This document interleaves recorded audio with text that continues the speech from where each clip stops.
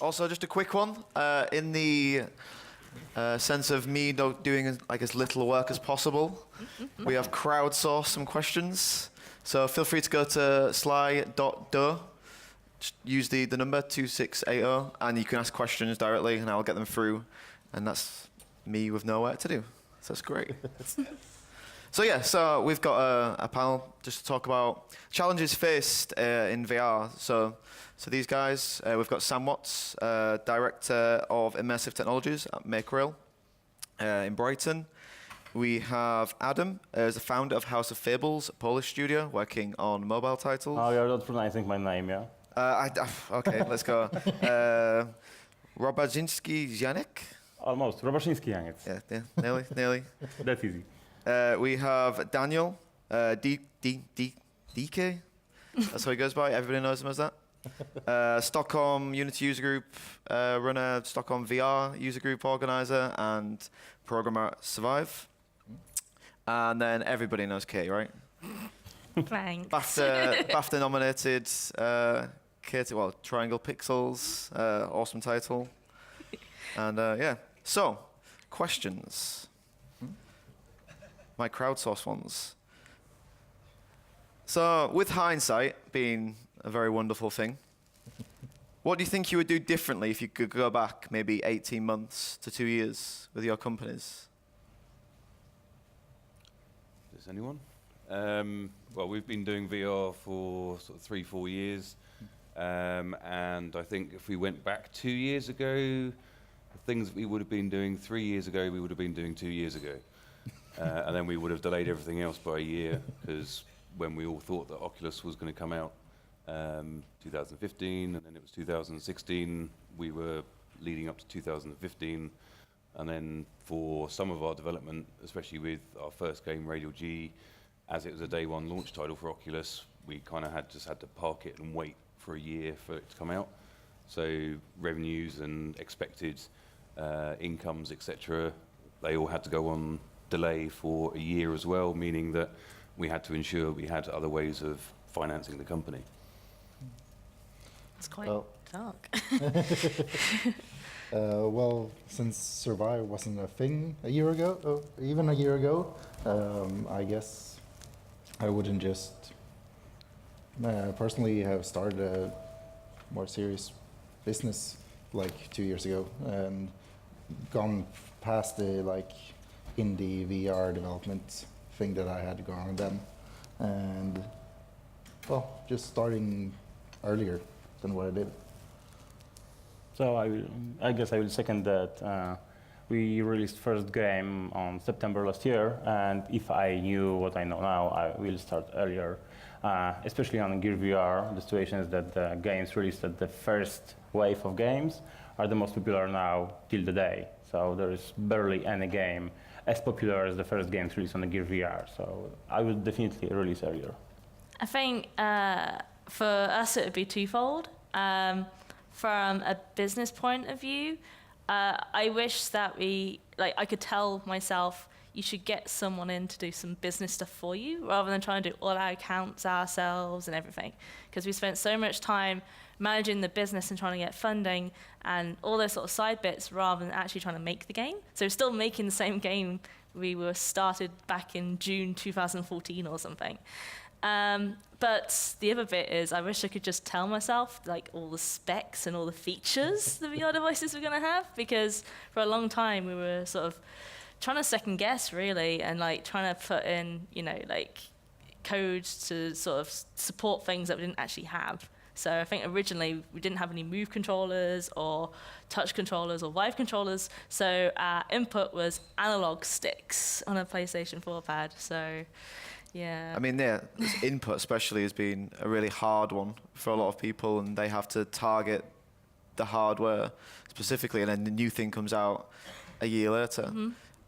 What business decisions or hardware or software decisions did you make maybe 2 years ago, 1 year ago, and then had to change because... Yeah, I mean, for us, we've made some really big decision changes in terms of platforms, because originally we were developing for the Gear VR, and then we switched platforms on that because we felt like it wasn't going the direction we necessarily wanted it to go into, and the games for it were looking very much like mobile phone size games rather than console games or like PC games, which is what we were interested in developing for.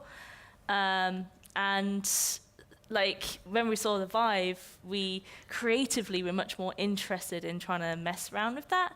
And so we just stopped what we're doing, and that's when we did Unseen Diplomacy for a few weeks. And that was obviously the best business decision that we made, because that's the thing that we managed to get launched on launch day for the Vive, and that's the one that's had all these awards and stuff for it for some reason. So like obviously for that has been our business card for our other game, really. So that's a great business decision as far as I'm concerned. But hard making that jump for platforms. So in terms of hardware, hardware in VR is still moving target. It's like 3 weeks since Samsung announced hand controllers. So for better like 2 years of Gear VR, you had to just tap on the side of your head, which is a pretty bizarre way of communicating with anything. And I don't think we settled already. When you compare HTC Vive controllers to touch controllers are way better than HTC Vive in terms of getting into the world of VR.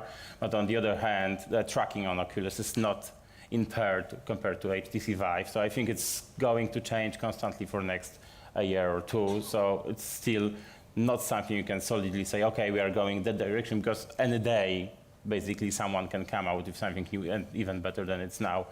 So I will still wait for the final decision. For now, we have to struggle and handle as many controllers in different ways as we can. This is obviously pretty huge design problem, because it's completely different when you play with the gamepad, really, gamepad in VR, or you tap on your head, and when you have really hands in there, not to mention haptics that are coming behind the corner.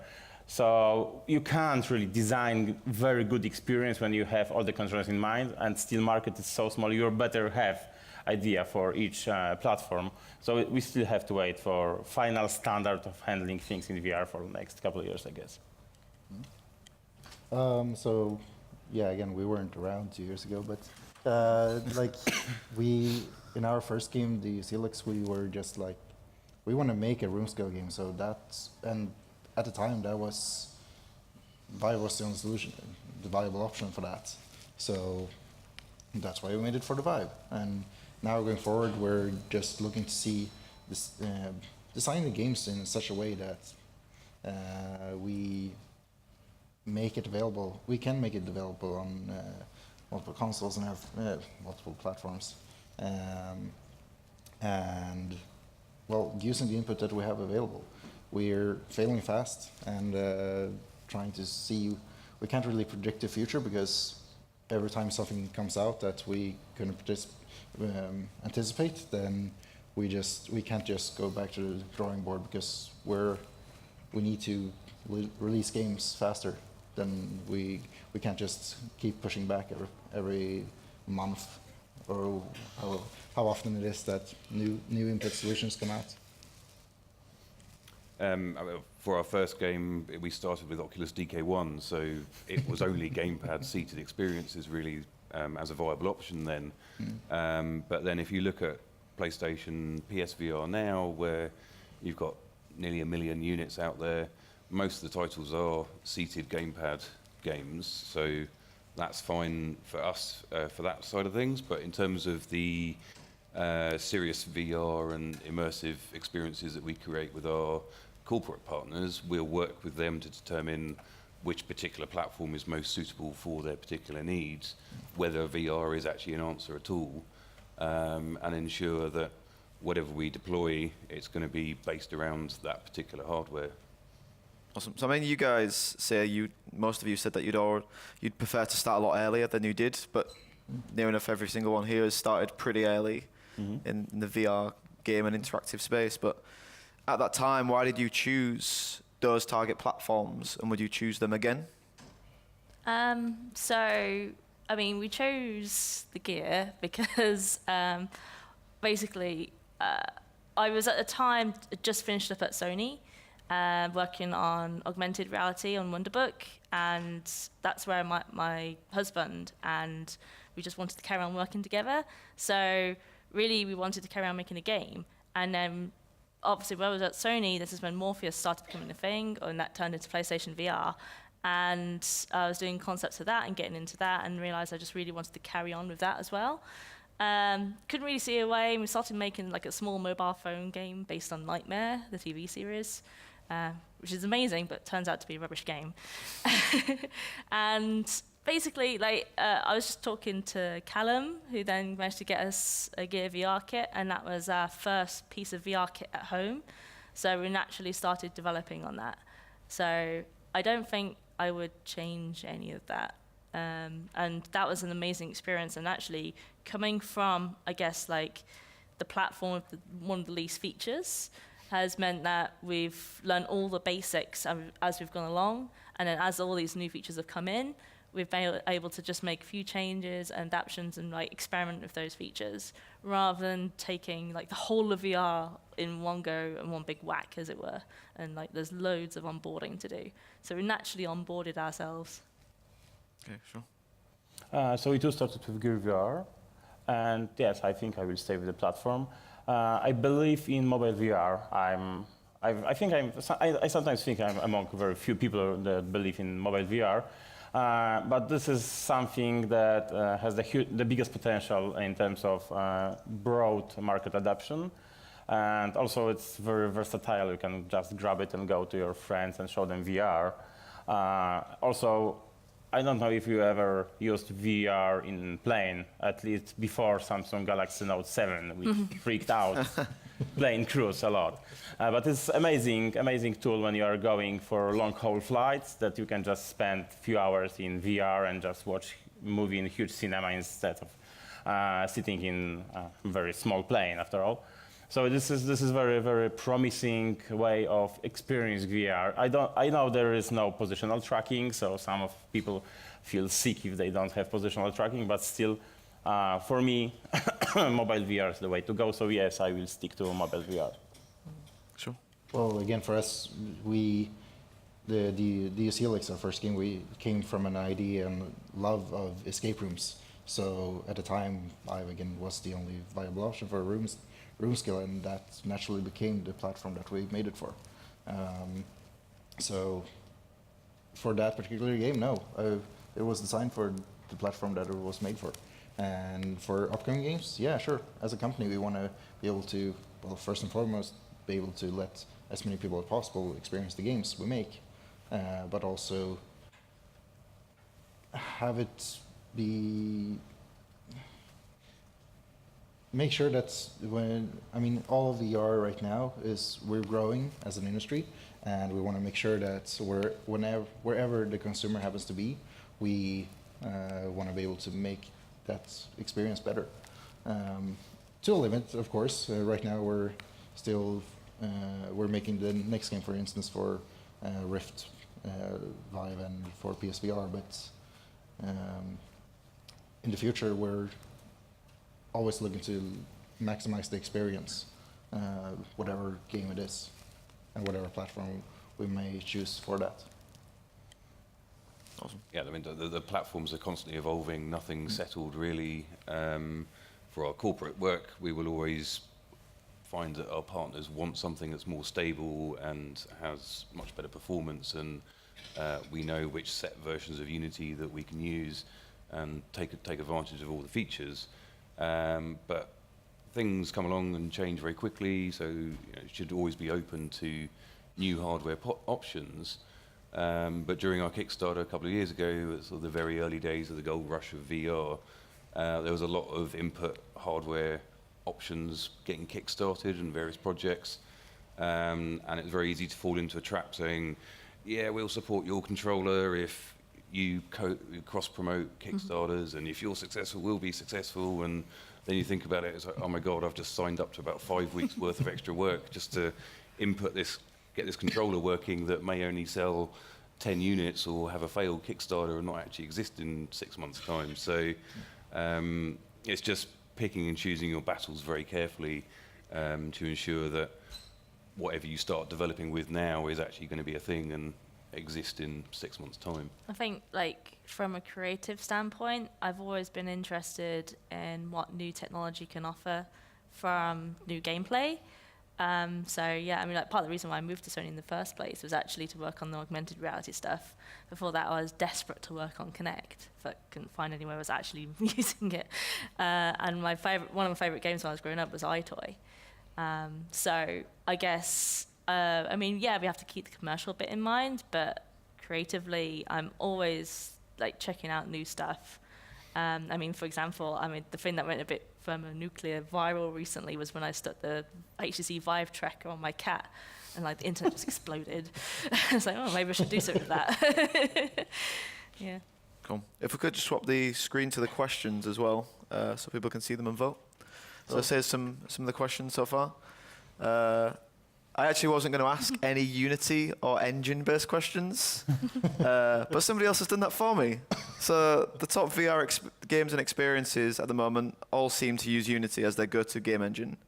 Why do you think this is versus others, like some competitors of ours? We have a very practical one, which is for a long time Unreal didn't support social screen stuff, and still doesn't sound like it's particularly there. Unity is not that much better. But yeah, like the only way we could make our current game is because we've actually got the support for it with that one engine. That's it.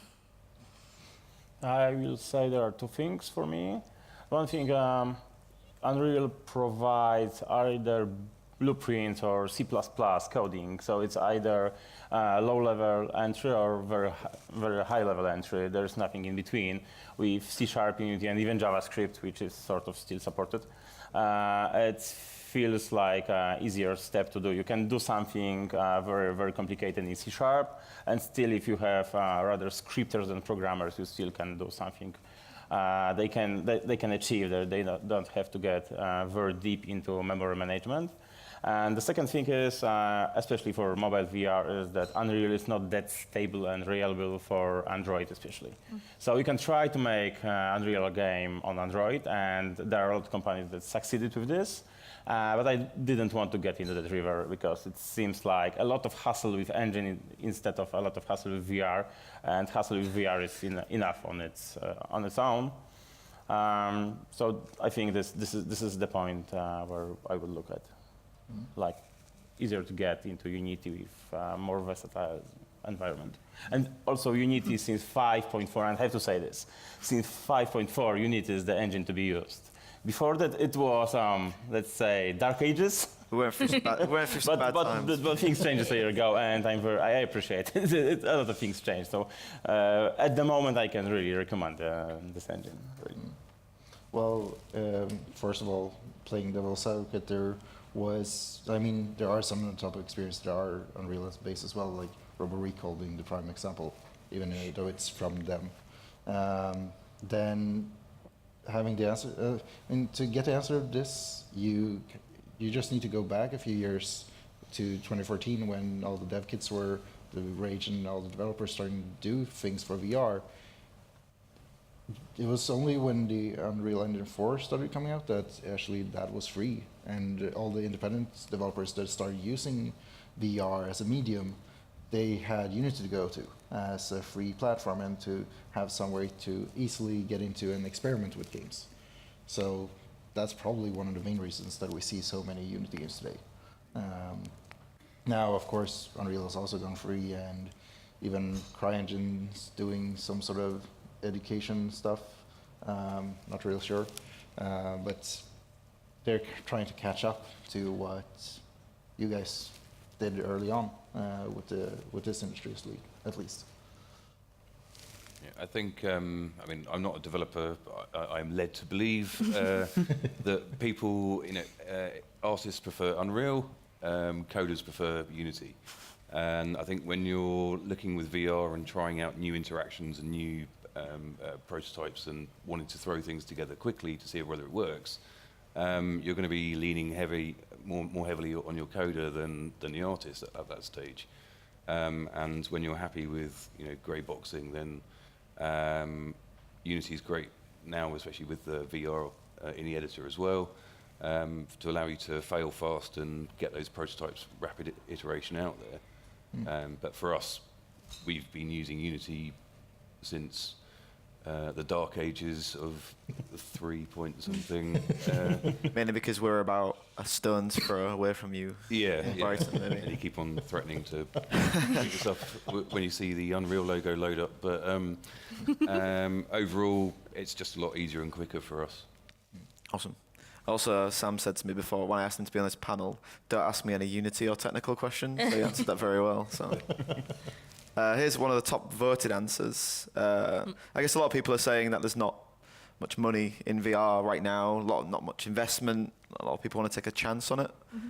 For you guys, where did that come from, or where did it come from where you can afford to invest in VR? From us, so we were working 2 jobs. Literally, like we had a full-time job at another studio, and then we went home and we worked on our stuff.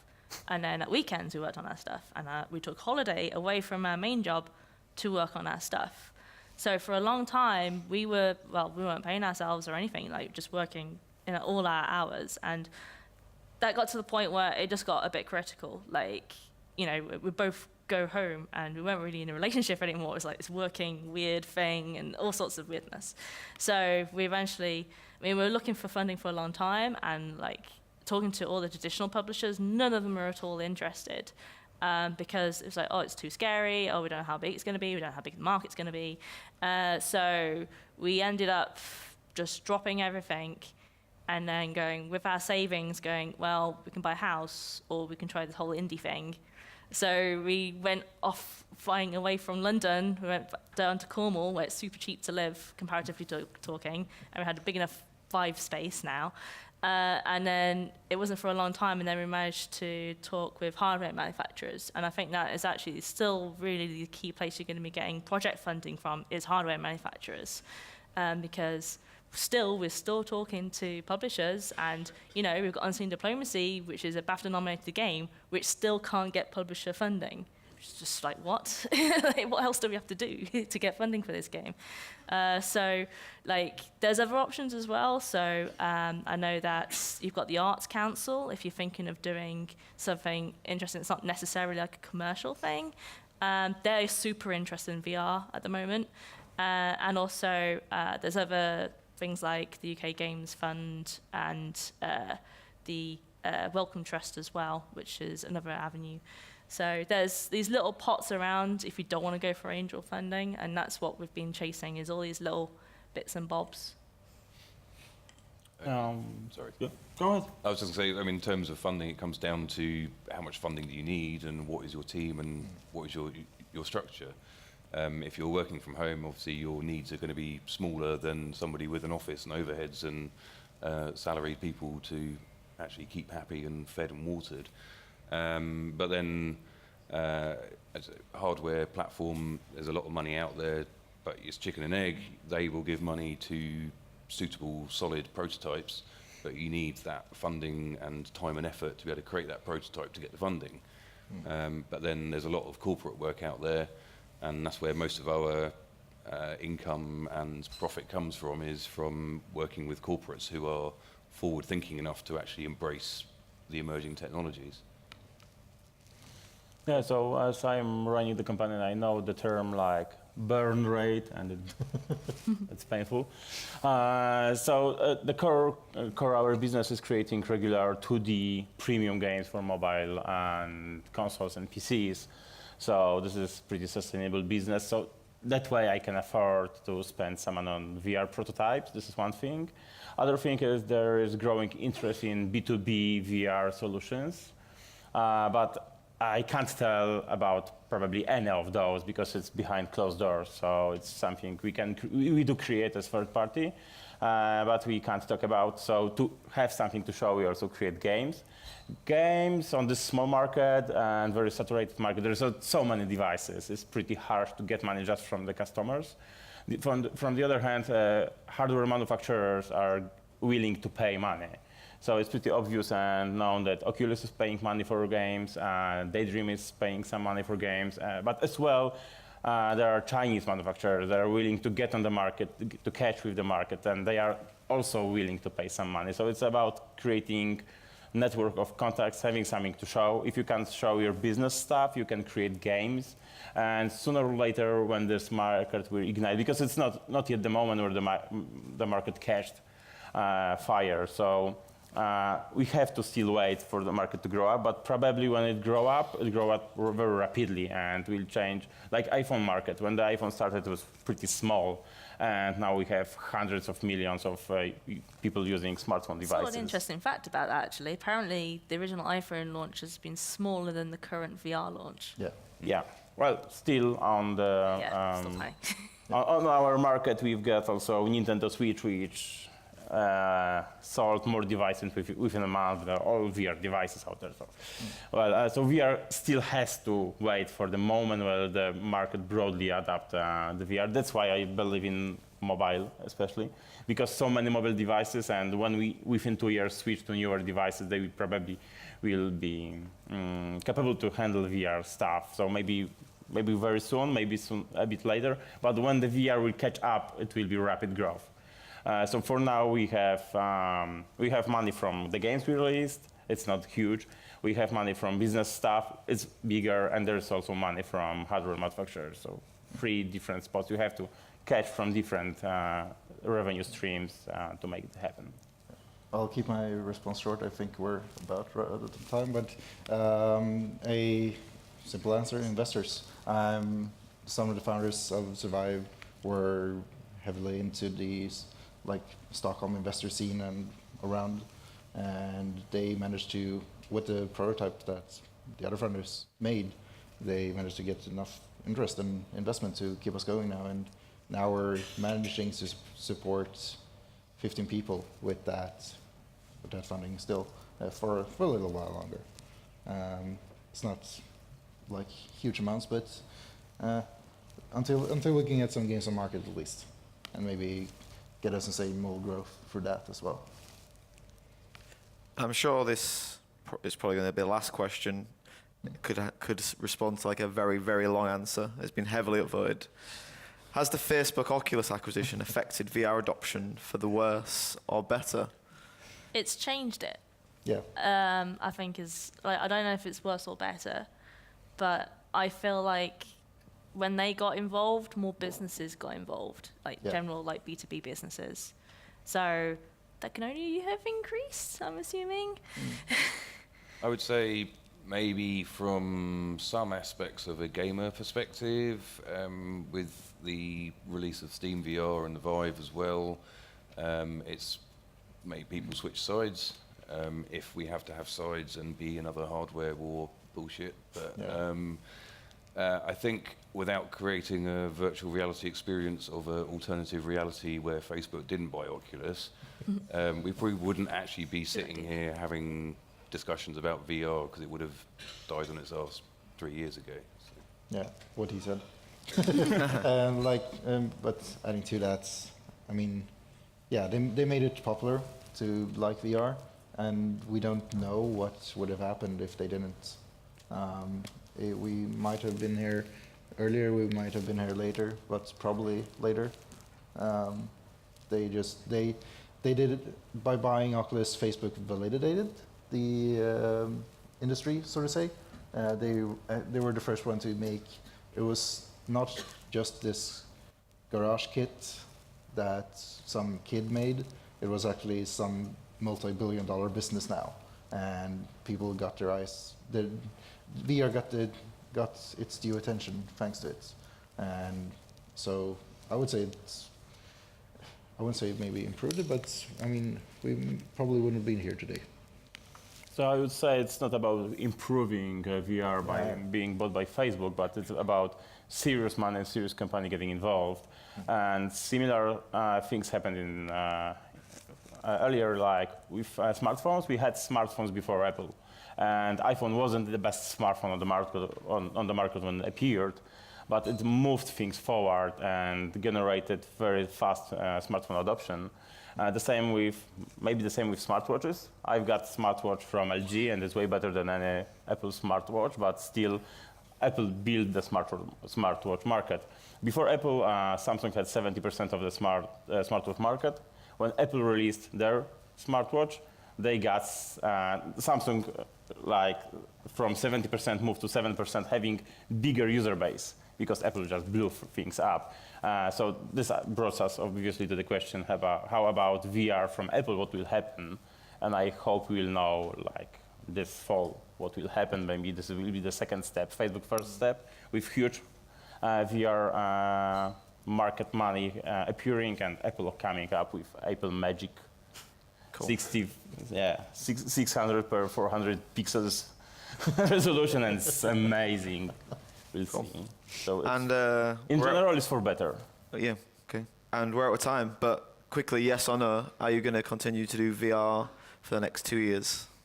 Hope so. I'm sure. In one way or another, yes. Undoubtedly. Okay, cool, awesome. So yeah, thanks for upvoting and putting questions to the panelists. If you go on Twitter, #UnityVRWC, there'll be the rest of the questions on there that I can put up, and then some of the panelists maybe can answer them on Twitter as well. But yeah, thank you for coming and taking part.